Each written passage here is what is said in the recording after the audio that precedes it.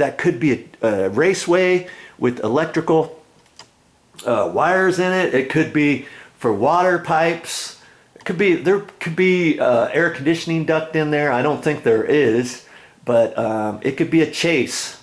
And then they just thought, okay, we need to do that. And because see, over here, it's actually bigger, isn't it? And so there's a reason why they did that. I'm not sure exactly why. But anyways, I think I can put the cut-in box up high above that top rail. Okay, so now we go back inside. Yeah, I'm hoping I don't hit anything major inside the walls. Usually everything's fine. You just have to kind of look at things and go slow. Hold your breath a little bit. Be ready for anything, you know. And I'm going to run that a continuous cable.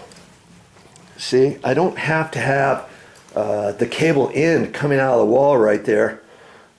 It's just going to come out of the wall, and then I'm going to have it go down on the floor. Because see, I wanted it actually behind the bed too. So when it comes out, you don't really see that cable because it's going to actually come out of this cover plate, okay, with the round hole. So I'm going to have it come down at an angle, and then I can put white caulking around it, and then I'm going to fish it down along the baseboard and scoot it underneath the baseboard, in between the baseboard and the carpet tack strip. There's a little channel in there. Kaboom, kaboom, kaboom, kaboom. And then have it come out over in here somewhere, and that's where we're going to have it come out. And then the cable guy, he'll put a splitter on there, and then he'll have another wire coming out of there to hook up to the TV, because we're going to have a TV in here with the cable box. And then all the other TVs in the condo will be plugged in to just an electrical outlet, and they'll stream off to this cable box. Okay, so we only need one cable coming in and be terminated, and that same cable will run the internet for Mommy's computer and that kind of stuff. And they're going to bring the modem or something or whatever, and then connect on to her Netgear deal and the phone and the printer and all that kind of stuff. She's not sure exactly. We've got to set this room up strategically, because it's a little condo. Hey, we only have so much room, so we're hoping to get a small desk here where we can have a TV here, the computer here, the printer here on the desk, or down next to the desk over here in the corner, something like that. Or maybe she'll end up having the computer over there, or maybe we'll have the TV here, so people in the bed, instead of looking straight for the TV, they're going to have to kind of look off to the side. But I don't think so. I think the TV is going to go there. It makes much more sense to do that, to put the TV there. Okay, and there's a closet here, and we were toying with the idea, hey, if it works out, or if it doesn't work out here, and if the bed's in the way and not having enough clearance here, maybe Mommy will put a little desk in the closet, and then she can have her computer in the closet. So we don't know about that, but when the cable guy comes, when he splits off, I'm going to have him give us one wire long enough for if we're going to have the TV here or over here.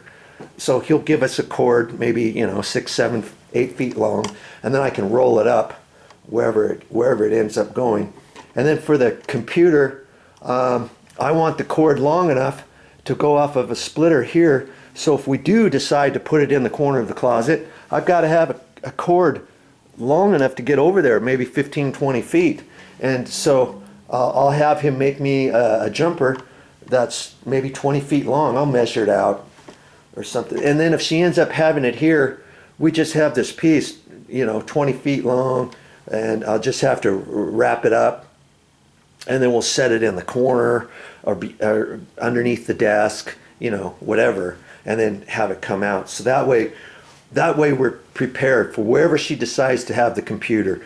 Because if the TV goes here, the computer's probably going to have to go at an angle there or right here. And I'm thinking it's going to go right here. So that cord, if we terminate the cord right in here, let's say, we'll need a 7 or 8 foot long pigtail for the computer, and maybe a 18-20 foot long one for wherever we decide, later on, if the computer needs to be pushed over there or wherever. So one cable is going to be for the TV, one cable is going to be for the computer. Okay, so I'm getting this all set up, and I just put the masking tape down here for my own benefit and stuff. And see, 22 from this edge over is right in here, and this is hollow. From this point over. So I feel very confident that if I cut that hole out, and if I take my flexi bit and fish it down there and drill a hole through the floor, through the bottom plate, I'll go down in that cavity area where if I cut that other hole, I should be within the same bay of the one down below, you see. And I'm going to use this flexi bit system, and in fact, it came with these two. This was an extra one in case I ever needed it, and it's got a little extension piece on it in case you're ever drilling from here and you want to fish your wire all the way up and you don't want to drill it from your attic, and there's an attic space up there. You can fish your flexi bits all the way up there, and you may have to take some small ones to fit it up in there, or push a long one up there and kind of bend it. See, they bend a little bit, so that's why they call them flexi. That's why I call them flexi bits.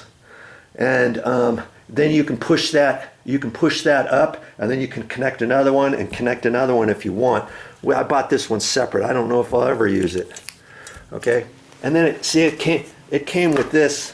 It came with this right here. These two pieces came with this connection piece, and this is the drill bit. This is the drill bit here. Flexible Quick Connect Extension Kit.